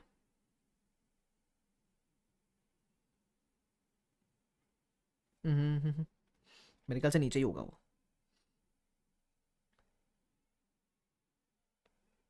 ये रहा, मिल गया मिल गया, सॉरी सॉरी सॉरी। हाँ, जैसे मेरे असेट था 1 करोड़ रुपए का, बराबर लाइफ 10 साल है, तो पहले 6 साल के एंड पे रिप्लेसमेंट किया है। कंपोनेंट अकाउंटिंग वाला क्वेश्चन है, तो 6 साल डिप्रिशिएट करो, 6th ईयर के एंड पे आपको वैल्यू मिल गई। ठीक है, अब आपने टरबाइन नया लगाया है तो नया टरबाइन का वैल्यू ऐड कर दो। प्रॉब्लम है जब अपन कंपोनेंट रिप्लेस करते हैं तो नया वैल्यू ऐड तो करते हैं लेकिन पुराना वाला माइनस करते हैं। प्रॉब्लम है पुराना वाला वैल्यू था ही नहीं आपके पास, तो आपने इसको ढूंढा, कैसे ढूंढा, गिवन नहीं है वो, तो यहां अजम्पशन लेके ढूंढना पड़ता है। क्या अजम्पशन लेंगे, अगर कोई चीज 6 साल के बाद 45 की पड़ रही है तो वो डे 1 पे कितने की होगी, तो अगर आज 45 की है तो 6 साल पहले कितनी होगी, 6 साल का प्रेजेंट वैल्यू वो निकाला। यह भी डे 1 की वैल्यू आई, इसको आप 6 साल से करो डिप्रिशिएट, ये मान के कि इसकी लाइफ भी 10 साल होगी, डिप्रिशिएट का 6 साल से आपको मिला carrying amount of old turbine eight the end of 6th year. ये वैल्यू आपको क्या करनी है, माइनस करनी है। बस ये ढूंढने का ही जो चीज है वही इंपॉर्टेंट है इस पूरे क्वेश्चन में, बाकी पूरा क्वेश्चन सिंपल है। ठीक है, ध्यान रखना। आगे बढ़ जाते हैं। उसके अलावा अच्छा, एडिशन 5 में एक आपको इलस्ट्रेशन नंबर 10 रहेगा, वो डिलीट हो चुका है, हाँ ध्यान रखना। एडिशन 5 में क्वेश्चन नंबर 10 है, वो डिलीट हो चुका है, ऐसे ने नए मटेरियल में डिलीट कर दिया उसको, तो अकॉर्डिंगली एडिशन 5 के ये जो नंबरिंग होगी, जैसे अभी ये क्वेश्चन नंबर 10 है इस बुक में, तो आपके एडिशन 5 में क्वेश्चन नंबर वो शायद 11 होगा, ध्यान रखना। ठीक है, तो अभी अगला इंपॉर्टेंट क्वेश्चन है इलस्ट्रेशन नंबर 12, जो एडिशन 5 में इलस्ट्रेशन नंबर 13 दिखेगा आपको। ठीक है, ध्यान रखना। दिस इज बवाल एलडीआर। मैं जानबूझ के एडिशन 5 का रेफरेंस ले रहा हूं क्योंकि आपके पास तो एडिशन 5 होगी मैक्सिमम लोगों के पास, तो मुझे ये वैसा फील नहीं करवाना है कि नई किताब खरीदे क्या, सर नई किताब नहीं खरीदनी, आपको पैसा क्यों वेस्ट करो फालतू का। तो इलस्ट्रेशन नंबर 13 है ये आपके लिए, तो मैं आपको मार्किंग दे रहा हूं ना, चिंता मत करो। ठीक है, अब इसमें क्या है, बहुत बढ़िया क्वेश्चन है। सबसे पहले अपने पास एक लैंड थी, हमने बोला इस पर काम करेंगे और इसमें हम बिल्डिंग कंस्ट्रक्ट करेंगे, तो कुछ खर्चे दिए, जैसे लेवलिंग ऑफ लैंड कैपिटलाइज करना पड़ेगा, purchase of material for construction capitalize करना पड़ेगा, जो इंप्लॉय कंस्ट्रक्शन में इन्वॉल्व है जितने महीने इन्वॉल्व है उतना कैपिटलाइज करेंगे। अब आपको नीचे बताया गया है कि 7 महीने काम चला है, तो 7 महीने का जो खर्चा है वो कैपिटलाइज करेंगे। ओवरहेड वाले डायरेक्ट कॉस्ट कैपिटलाइज करेंगे। अब जो ओवरहेड एलोकेटेड रहते हैं using general overheads allocation model, वो प्रॉफिट एंड लॉस में जाता है। कार पार्किंग की इनकम कंसेप्ट पढ़ाते समय बताई थी, प्रॉफिट एंड लॉस में जाएगी, बराबर। इंप्लॉयज को रिलोकेट किया, इंप्लॉयज को यहां से उठा के वहां ट्रांसफर किया, प्रॉफिट एंड लॉस में जाएगा। ओपनिंग सेरेमनी, राहुल गांधी जी आ गए रिबन काटने को, प्रॉफिट एंड लॉस में जाएगा, बराबर। उसके अलावा इधर एक और इंफॉर्मेशन दे रखा है आपको कि यहां हमारे पास जो भी बिल्डिंग बनेगी उसके 2 कंपोनेंट होंगे, एक होगा रूफ जिसका लाइफ 20 ईयर्स होगा, और बाकी फैक्ट्री उसका लाइफ कितना होगा, 40 ईयर्स। रूफ होगा 30% ऑफ द टोटल स्पेस और बाकी 70% आपकी फैक्ट्री होगी, तो you will basically have to apply component accounting. ठीक है, उसके बाद आपको यहां जो इन्फॉर्मेशन दिया हुआ है, अगर आप यहां पढ़ोगे तो यहां आपको इन्फॉर्मेशन दिया हुआ है डी कमीशनिंग का। ठीक है, वो बोला हुआ है डी कमीशनिंग है, तो हम इसको प्रेजेंट वैल्यू पे ले लेंगे। उसके बाद यहां जो इन्फॉर्मेशन दिया वो इंडेक्स 23 बोरिंग कॉस्ट का दिया हुआ है, किसको बोरिंग कॉस्ट आता है तो समझ जाएगा, नहीं आता तो कोई दिक्कत वाली बात नहीं है, बोरिंग कॉस्ट पढ़ने के बाद आपको समझ जाएगा। अब आपको बोलता है कैरिंग अमाउंट निकालो बैलेंस फैक्ट्री का ईयर एंड पे। आपकी फैक्ट्री रेडी हुई थी 30 नवंबर को, लेकिन वैल्यू ईयर एंड की पूछ रहा है, तो रेडी होने से लेकर ईयर एंड तक आपको 4 महीने का डिप्रिशिएशन भी निकालना पड़ेगा। तो इस क्वेश्चन का भी आपको सोल्यूशन आपको रिवाइज करवाता हूं मैं कैसा है। तो अपन ने पहले सारे खर्चे क्या कर लिए, सारे खर्चे निकाल लिए, अपने को टोटल कॉस्ट ऑफ फैक्ट्री मिल गया। ठीक है, अब इस फैक्ट्री के कितने कंपोनेंट थे, तो आप बोलोगे 2 कंपोनेंट थे, रूफ और factory. The answer is wrong, इसके 3 कंपोनेंट थे। पहला लैंड, याद है लैंड के ऊपर बिल्डिंग बना रहे, तो लैंड की वैल्यू दी हुई थी क्वेश्चन के अंदर, तो लैंड की लाइफ इज इनफाइनाइट, उसमें डेप्रिसिएशन नहीं आएगा। बचा हुआ जो है बिल्डिंग। अब बिल्डिंग के दो component, roof and factory, 70% factory और 30% रूफ। इसकी लाइफ 20 ईयर्स, तो 4 महीने का जो डेप है वो 20 ईयर्स मान के निकालना। इसका लाइफ 40 ईयर्स, तो जो 4 महीने का डेप है वो 40 ईयर्स मान के निकालना। Accordingly you will get total depreciation. 30 नवंबर की वैल्यू में 4 महीने का डेप माइनस कर दोगे तो आपको ईयर एंड की वैल्यू मिल जाएगी। Simple. Is this clear to everyone? Yes, ठीक है। तो ये अपना क्या होगा, ये अपना क्वेश्चन नंबर 12 रिवाइज हो गया। ठीक है, डन। आगे बढ़ जाएंगे। फिर आएगा अपना इलस्ट्रेशन नंबर 13, है ना, 13 आएगा इलस्ट्रेशन नंबर। अब ये भी जबरदस्त क्वेश्चन है, जो आपके एडिशन 5 का इलस्ट्रेशन 14 होगा। ठीक है, ध्यान रखना। चलो क्या बोलता है ये चीज, ध्यान से देखना। वो बोलता है अपने पास एक पीपी था जिसका कॉस्ट 100 मिलियन था, बराबर पीपी कॉस्टिंग 100 मिलियन, जिसका यूजफुल लाइफ कितना है 10 ईयर्स। ओके, अब वो बोलता है डीकमिशनिंग का खर्चा इंकर करना है 5 मिलियन का, लेकिन 10 साल के बाद, डिस्काउंटेड 8%। तो अपन तो इसको कॉस्ट में ऐड करेंगे, प्रेजेंट वैल्यू पे कर देंगे, कोई दिक्कत वाली बात नहीं है। अब इसमें निकालना क्या है, determine the carrying amount of PP and decommissioning assuming no change in the estimate. आपको डीकमिशनिंग का भी वैल्यू चाहिए हर साल के एंड का, और कैरिंग अमाउंट भी चाहिए हर साल के एंड का। तो इसको मैं भी कैसे कंप्यूट करूंगा, तो मैं आपको दिखाता हूं कैसे अपन ने कंप्यूट किया था इसको। सबसे लास्ट में अपन ने क्वेश्चन सॉल्व किया था, आपको याद रहेगा तो ये रहा अपना ये वाला क्वेश्चन। तो सबसे पहले अपना ये 100 मिलियन था कॉस्ट, ठीक है। 2.32 अपना आता है प्रेजेंट वैल्यू, ये आ गया वैल्यू। अपन मशीन को इस पे रिकॉर्ड कर लेंगे। अब बोलता है एवरी ईयर के एंड पे कैरिंग अमाउंट चाहिए, तो माइनस करो डेप्रिसिएशन मिलेगा क्लोजिंग, ऐसा माइनस करो डेप्रिसिएशन मिलेगा क्लोजिंग। ठीक है, ये अपन ने पूरे 10 साल का किया। केस ए में बोलता है there is no change in the estimate of decommissioning. Second है value of decommissioning at the end of each year. Decommissioning की वैल्यू क्या रहेगी, तो अनवाइंडिंग करने के बाद हर साल के एंड की वैल्यू देनी है। ओपनिंग, अनवाइंडिंग, क्लोजिंग, ये यहाँ आएगा, ये अनवाइंडिंग क्लोजिंग, ये यहाँ आएगा, अनवाइंडिंग क्लोजिंग, ऐसा ऐसे 10 साल का आपको वैल्यू निकाल कर देना है। ये केस ए है, no change in the estimate of decommissioning, पहला चीज। दूसरा आएगा case at the end of 4th year. Question में बोलता है 4th ईयर के एंड पे ऐसा मान लो कि 5 मिलियन के बदले 8 मिलियन इंकर करना है। अपने को लगा था ना डे 1 पे कि 10 ईयर्स के बाद 5 मिलियन इंकर करेंगे ना, वो बोलता है 10 ईयर्स के बाद 5 नहीं, 10 ईयर्स के बाद 8 मिलियन इंकर करना है। ये कब मालूम पड़ा, 4th ईयर के एंड पे मालूम पड़ा। अब ये जो इन्फॉर्मेशन है ये तो अपने 10th ईयर की इन्फॉर्मेशन है, मिली कब 4th ईयर के एंड पे। तो पहले इसको 4th ईयर की प्रेजेंट वैल्यू पे लेकर आओ। 10th ईयर की वैल्यू को 4th ईयर की प्रेजेंट वैल्यू पे लाना है, 4th ईयर के एंड की वैल्यू पे लाना है, तो 6 साल से डिस्काउंट करना पड़ता है। तो 6 साल से डिस्काउंट करा मैंने, बराबर। तो न्यू प्रेजेंट वैल्यू मिली 5.04, ये न्यू प्रेजेंट वैल्यू है। अब इसको कंपेयर करो आपकी 4th ईयर के एंड की ओल्ड प्रेजेंट वैल्यू से, वो कहां से मिलेगी, ऊपर आपने टेबल बनाया ना, वहां से मिलेगी। ये मेरी थी old present value 4th year के एंड पे 3.16, वो 3.16 से बढ़कर 5.04 हो चुका है। मतलब बोलो there is increase in provision, तो इतने से इंक्रीज हो रहा है। अब इसका इफेक्ट कहां दे, तो देखना पड़ेगा असेट कौन से मॉडल पे है। तो मैं कह रहा हूं असेट कॉस्ट मॉडल पे क्वेश्चन में बोला गया है, तो अगर वो कॉस्ट मॉडल पे है तो कॉस्ट एडजस्ट करना है, तो प्रोविजन और डेबिट कर देना, डी कमिश्निंग, कहानी हो गई खत्म। इतना बढ़िया तरीके से आपने समझ के लिया था, और बस आपको बाकी सारे कंप्यूटेशन करके इनको देने हैं कि अभी मेरा कैरिंग अमाउंट भी चेंज होगा फ्रॉम 5th ईयर ऑनवर्ड्स, और ये भी चेंज होगा फ्रॉम 5th ईयर ऑनवर्ड्स, ऐसा है। I hope this is clear to everyone. ये अपना क्वेश्चन नंबर 13 था फिलहाल के लिए, ठीक है। चलो मैं थोड़ा जगह पे आ जाता हूँ क्वेश्चन के, रुको रुको रुको।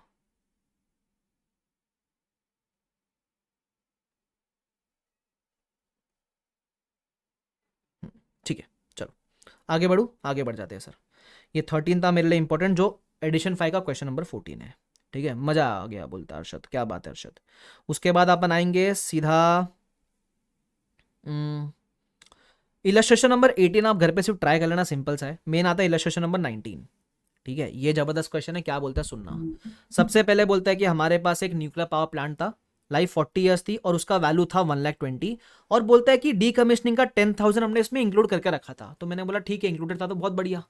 फिर बोलता है कि आफ्टर 3 ईयर्स 31 मार्च 14 को हम इसका फेयर वैल्यूएशन करेंगे 3 साल के बाद। तो पहले आप कैरिंग अमाउंट लेकर आओ 3 साल तक की, तो मैं दिखाता हूं मैंने कैसे किया था इसको, रुको।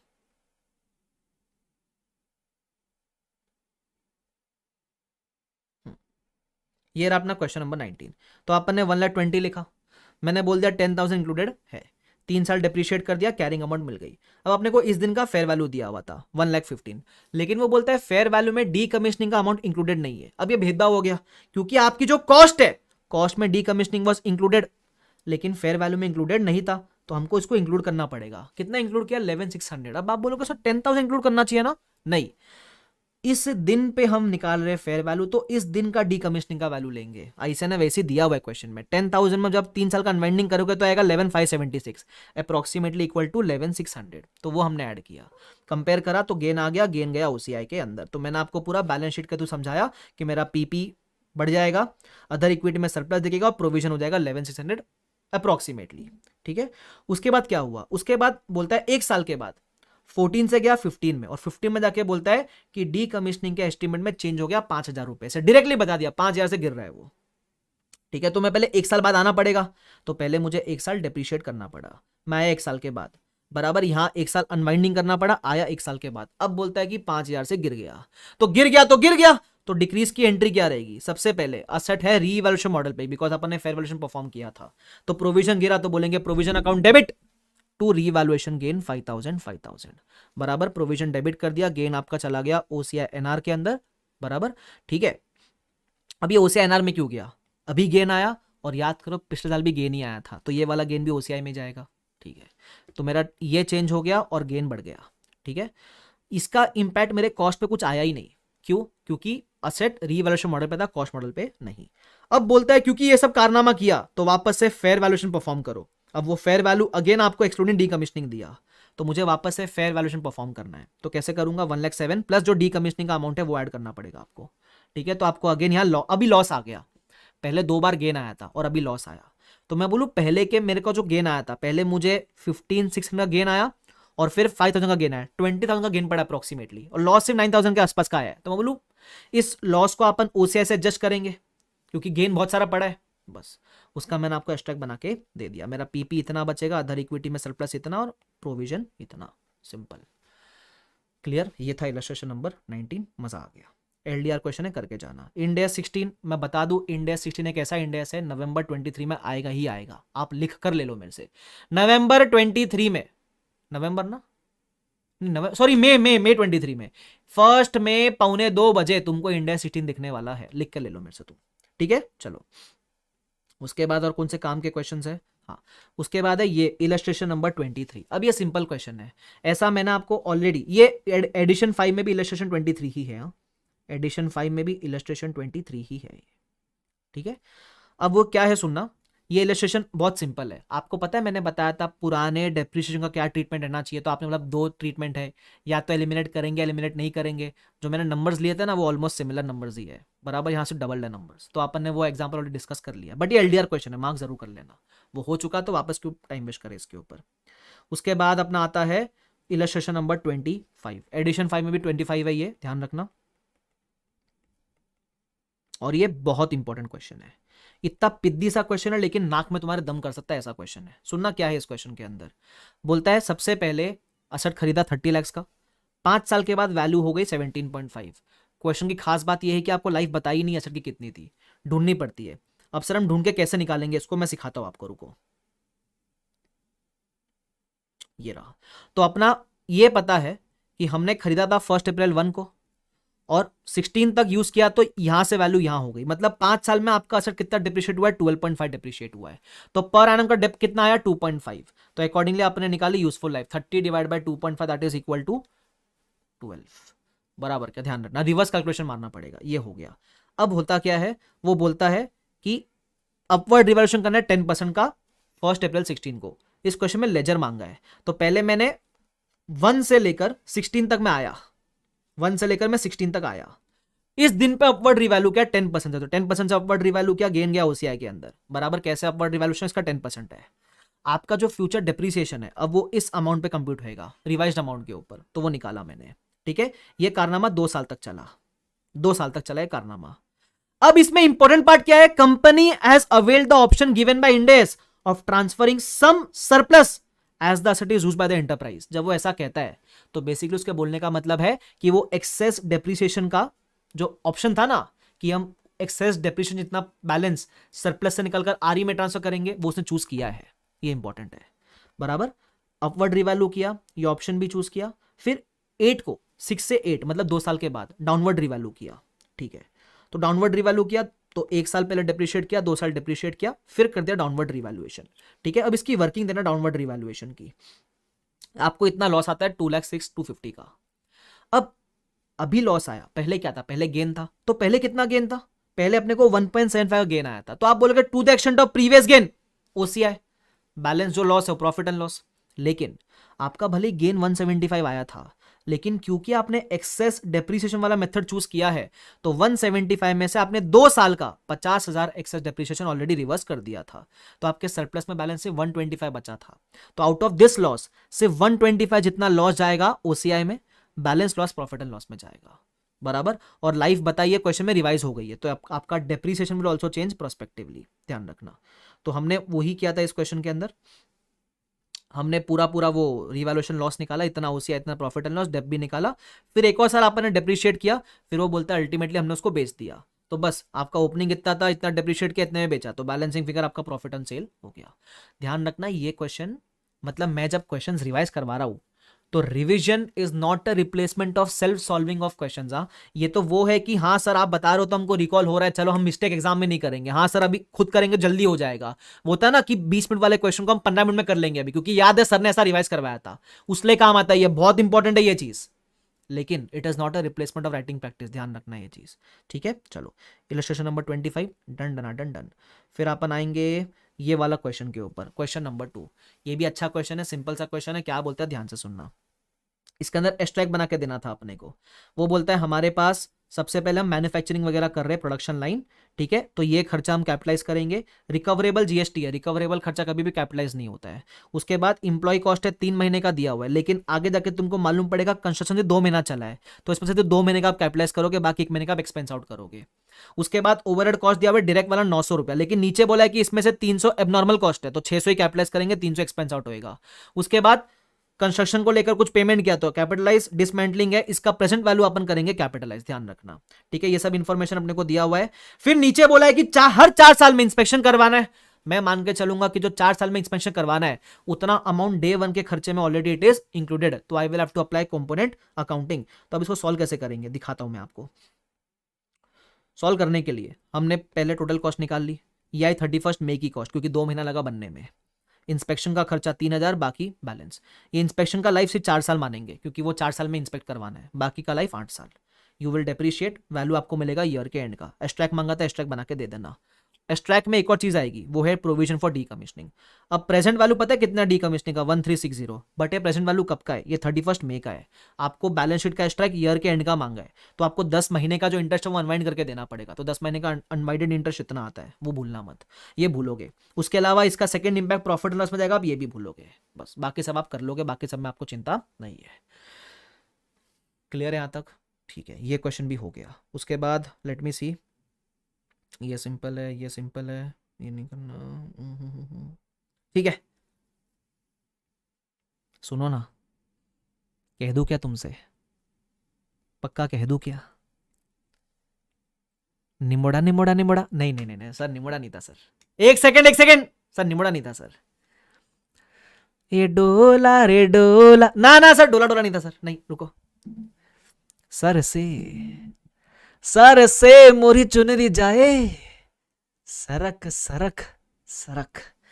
भाई साहब, स्केड्यूल 3 का बेसिक आइडिया, इंडेस 1 और इंडेस 16 आपके लिए मैंने सरका दिया है, ठीक है। ध्यान रखना, इसका जो चार्ट्स है मैं कल सुबह तक टेलीग्राम पे डाल दूंगा, आज मुझे बख्श देना, आज मैं सोने जा रहा हूं अभी, ठीक है। कल सुबह तक मैं इसका चार्ट जो है वो टेलीग्राम पे डाल दूंगा, रिवाइज करते हुए चलना, मेरा टेलीग्राम चैनल ज्वाइन कर लेना। एंड ये जो खास बात पता है क्या है, खास बात ये है एडिशनल क्वेश्चन की शीट जैन में आएगी, जैन फर्स्ट वीक में डाल दूंगा मैं। उसके अलावा ये 3 इंडेस का जो रिवीजन लेक्चर है ये आपके लिए परमानेंटली सेव हो गया, तो कल को आपको कभी 1 महीने बाद लगता है कि मेरे को वापस से सर वो रिवीजन सुनना है, स्टोर्ड है आपके पास, ठीक है। और उसके अलावा आखिरी बार अब इतना पढ़ाया तक पहचान तो बनता है बॉस, बराबर। अगर आपको एफआर में दिक्कत है तो मेरा एग्जाम ओरिएंटेड बैच चालू है ना, आपको दिक्कत है, आपको दोस्तों को दिक्कत, किसको भी दिक्कत हो यू कैन रिकमेंड, ठीक है। चालू हो चुका है, आपको जो भी ऑप्शन पसंद है आप वो ले सकते हो, विदाउट हार्ड कॉपी वाला ऑप्शन भी है अगर आपके पास ऑलरेडी किताब होगी तो, ठीक है। बीबी वर्चुअल्स की ऑफिशियल वेबसाइट पे अवेलेबल है, वहां से जाके ले लेना, ठीक है। अगला रिवीजन मैं मोस्टली नेक्स्ट वीक में प्लान करूंगा, जिधर अपन इंडेस 38, 40 कवर करेंगे, फिर एक और रिवीजन लूंगा जहां अपन 36 एंड 105 करेंगे, ऐसे करते करते करते करते, ठीक है। तो आई होप आप सबको मजा आ रहेगा। Thank you so much everyone for joining. अगर वीडियो पसंद आए लाइक जरूर करना, और अगर आप बाद में शर्म करो लाइक भी नहीं किया, बताओ, लाइक फ्री का लाइक तो दबा सकते हो ना यार। उसके अलावा कभी फ्यूचर में ये वीडियो देखो तो कमेंट जरूर कर देना वीडियो कैसा लगा, क्योंकि वो कमेंट से रीच बढ़ेगी, that is very important for me, ठीक है। तो thank you so much everyone, bye bye everyone, take care, see you all. दोस्तों का शेयर कर दो, फैला दो इसको, फैला दो एकदम ही, ठीक है। चलो bye bye everyone, take care, see you all, bye bye, good night everyone. Bye Sachin, Hetali, Ujjwal, Arshad, Ankita, bye Sheela, bye Pallavi, bye everyone, bye Anirban, bye Ujjwal, bye Megha, bye bye everyone, good night, take care, see you, bye bye.